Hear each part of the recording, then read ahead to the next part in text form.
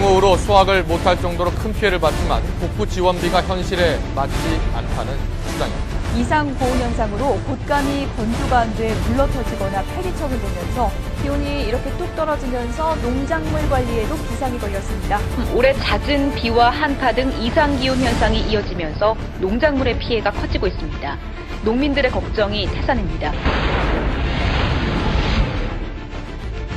올 1분기 강수량은 평년보다 30에서 130mm가 많았고 반면에 일조시간은 50에서 90시간이 적었습니다. 서부농업기술센터는 피해 면적이 양파는 40%, 시설 토마토와 딸기는 50%대로 추정하고 있습니다. 농작물은 햇빛, 빗물, 또 온도에 따라서 생육일 영향을 받기 때문에 그 영향을 기후가 변화한다면 그 영향을 고스란히 그 작물들의 영향을 받게 돼서 우리 인간이 먹고 살아야 할 먹을거리가 그만큼 부족하게 되는 문제에서 우리 인류의 미래를 굉장히 위협하는 요인이라고 할 수 있겠습니다. 바다 환경이 한 해가 다르게 바뀌면서 어살에 드는 고기들도 급격히 줄어들었고 고기의 종류도 많이 바뀌었습니다. 그 없던 고기들이 지금 동해안에서 나는 고기나 저 제주도 먼 바다에 나는 고기들이 올라와요 지금. 그런 거 보면 지금 이 바다가 이 기후 변화인가 그것은 잘 모르겠는데. 어장에 펼쳐놓은 그물에 해파리가 가득합니다. 어민들의 삶의 터전인 어장은 물론 한반도 바다 전역을 해파리가 점령해버렸습니다. 떼를 지어다니며 물고기의 먹이를 모두 먹어치우는 생태계 파괴자 해파리. 해수온도의 상승으로 그 수가 급격하게 늘어난 것입니다.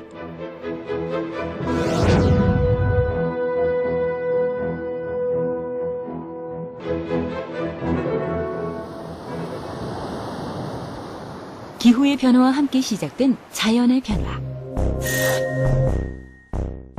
이전에는 볼 수 없었던 해양 생물들이 우리의 바다에 나타나기 시작했습니다. 기후변화로 바다의 온도가 높아지자 난류성 어종들이 한반도의 바다까지 몰려온 것입니다. 동해 지역에서 확산되고 있는 갯녹음 현상. 생명이 뿌리내릴 수 없는 하얀 석회 바닥이 끝없이 이어집니다. 어패류는 물론 해조류까지 모두 죽는 바다의 사막화. 갯녹음 현상 또한 해수온도의 상승으로 더욱 심화되고 있습니다. 대기 온도가 올라가니까 바닷물 온도도 함께 올라갑니다. 그 더운 열기가 바닷속으로 들어가는 거죠. 이게 바닷물 온도가 올라가니까 물고기도 열대 어종으로 다 바뀌고, 그다음에 또 요즘에 보는 갯녹음 현상이라고 해서 해조류들이 다 녹습니다. 이것은 이미 1980년대부터 여러 번 보고되고 그랬죠. 우리나라에서는 제주도가 특히 그 상승하는 속도가 빠른데 최근 50년간 기록을 보면 약 한 20 내지 25cm 상승했다고 합니다. 많이 올라간 셈이죠. 호주에서는 하루 사이에 무려 400mm가 넘는 집중 폭우가 쏟아지면서 곤지암천이 범람했습니다. 하천물이 범람하면서 초월읍 주민 수백 명이 고지대로 대피했고 인근의 재활원 직원과 환자 등 700여 명이 한때 고립되기도 했습니다. 기록적인 폭우는 서울 도심에 있는 산마저도 무너뜨렸습니다. 폭우에 산사태까지 밀려 내려오면서 하수구는 제 기능을 못하고 흙탕물을 도로로 뿜어냈습니다. 모두 순식간에 벌어진 일이었지만 지역 주민들에게는 어느 때보다 길게 느껴진 공포의 순간이었습니다. 네, 104년 만에 극심한 가뭄 때문에 논밭은 물론이고 농민의 마음도 타들어가고 있습니다. 경기도 화성. 흙이 마르면서 고구마 수는 성장을 멈췄고 잎사귀도 누렇게 말라갑니다. 지난달 심은벼도 바싹 마른 논에서 이미 시들었습니다. 104년 만에 찾아온 최악의 가뭄에 농민들의 마음이 타들어가고 있습니다. 최근에 IPCC에서 발간한 보고서에 따르면 극한 현상이 20년마다 한 번씩 발생할 그런 극한 현상들이 앞으로는 5년마다 한 번씩 발생할 수 있도록 있을 수 있다라는 그런 보고서가 나온 적이 있는데요. 만약에 지금처럼 우리가 아무 생각 없이 온실가스를 계속 배출한다고 하면은 미래의 우리나라의 온도가 100년 사이에 6도, 7도까지도 올라갈 수 있습니다. 그렇게 되면 서울의 온도가 제주도보다도 더 높은 온도가 된다는 것인데.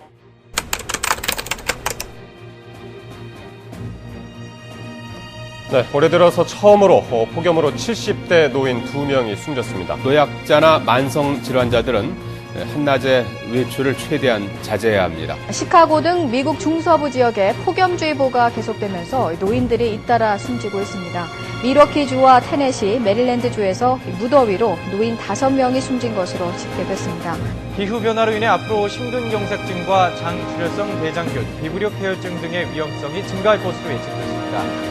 질병관리본부와 기후변화 건강포럼이 마련한 종합학술포럼에 참석하는 고려대 이은일 교수는 기상요인과 심근경색 환자 내원 사이에 통계적으로 유의한 관련성이 있다며 연구를 확대할 필요가 있다고 말했습니다. 최근 들어서 저의 진료실 상황만 보더라도 온도 변화로 인해서 너무 피곤해한다든지 아니면 힘들어하는 이런 환자분들이 많아지고 있습니다. 최근에 일어나는 이런 기후변화들은 자연재해뿐만 아니라 전염병을 더 많이 일으킨다든지 아니면 최근 많아지고 있는 고령화 사회에 있어서 이 적응 능력이 떨어지는 노인들에게 질병을 일으키거나 아니면 사망까지 일으키는 이런 변화로 이어지고 있는 것 같습니다. 상여인 저를 포함한 많은 대학생들의 가장 큰 화두거리는 예전부터 취직이 아니었나 생각합니다.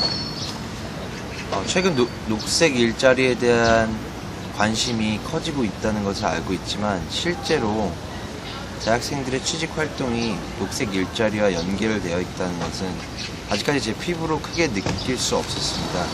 일례로 대학교에서 다양한 수업을 통해서 녹색 일자리에 대한 중요성, 그리고 시장의 크기, 그리고 참여 의식의 증가에 대해 역사를 하고 있지만 아직까지 제 주변의 선배와 동기들의 구직 활동이 녹색 일자리에 관했다는 것은 듣지 못했습니다.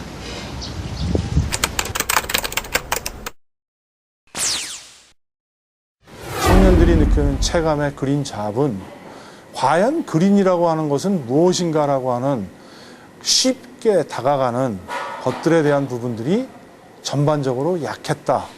1차원적인 것에 대한 환경보호나 생태보호나 라고 하는 부분들이지만 사실은 재활용 산업이라든지 그린빌딩이라든지 에코투어리즘이라든지 상당히 많은 고용 창출을 할 수 있고 부가가치를 만들 수 있는 것들이 있음에도 불구하고 환경이라고 하는 개념을 너무 좁게 과거의 인식 속에서 가지고 있다라는 부분들입니다.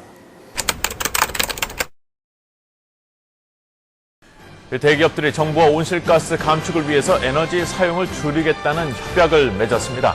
신재생 에너지 개발을 위해 국내 벤처기업들과의 적극적인 제휴를 선언했습니다.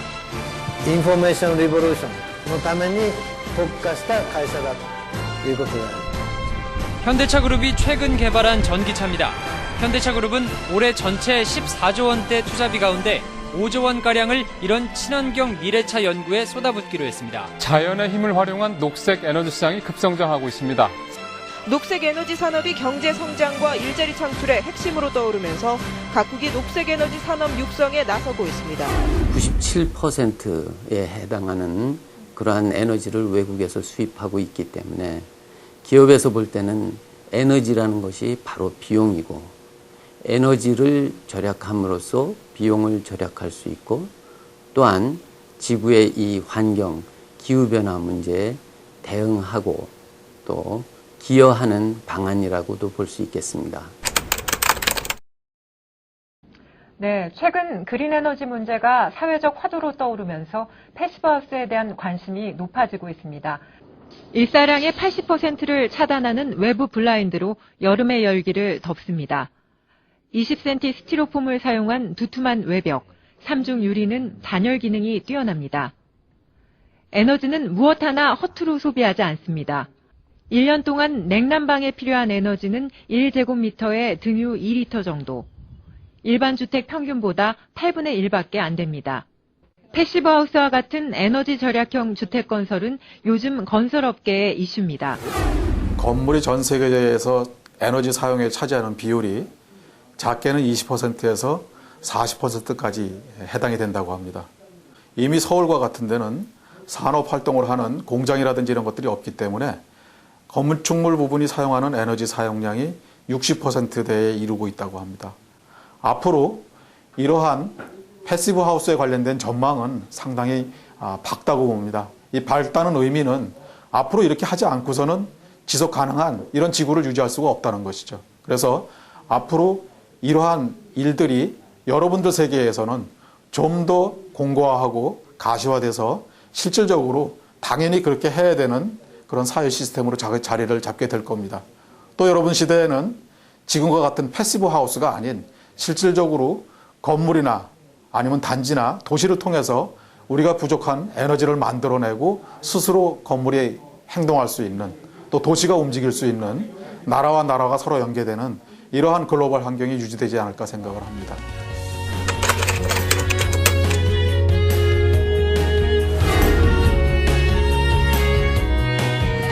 바로 이 기후변화는 피할 수도 없는 것이지만 어떻게 우리가 대응하냐에 따라서 막을 수도 있고 더 심화시킬 수도 있고 더 완화시킬 수도 있습니다. 여러분들께서 그 부분을 잘 인식하신다면 기후변화 두려운 것만은 아니고요. 한번 도전해볼 만한 과제라고 생각됩니다. 젊은 여러분께서도 또 향후 취업을 희망한다면 이러한 새로운 분야에서 일하기 위한 그런 마음가짐을 갖고 이런 분야에서 개인의 능력을 배양하는 것이 지구 환경보호나 기후변화 대응에도 유리하겠지만 본인의 장래를 위해서도 상당히 도움이 될 것이라고 생각을 합니다. 우리가 패시브 하우스라는 이런 작은 모델을 하나 가지고서 산업과 사회적으로 문화적으로 이렇게 변천돼 나가는 것들을 어떻게 나와 연관 지어 가지고서 앞으로 나의 계획과 맞게 해나갈 건가 하는 부분들을 여러분들도 많이 고민해 보시기 바랍니다.